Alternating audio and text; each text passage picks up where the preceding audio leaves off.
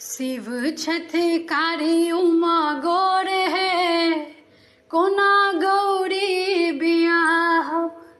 शिव छठकारी उमा गौर है, कोना गौरी बियाह। गौरी बियाह कोना गिरजा बियाह, गौरी बियाह कोना गिरजा बियाह। शिव छठकारी उमा गौर है, कोना गौरी बियाह। हमरे गौरी खते पूरी जिलेबी, हमरे गौरी खते पूरी जिलेबी।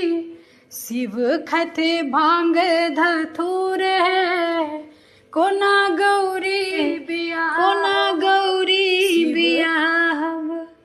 गौरी बियाह कोना गिरजा बियाह, गौरी बियाह कोना गिरजा बियाह। शिव छठकारी उमा गौर है, कोना गौरी बियाह। हमरे गौरी पहिरत पियर पीताम्बर, हमरे गौरी पहिरत पियर पीताम्बर। शिव पहिरत बाघ के छाल है, कोना गौरी बियाह।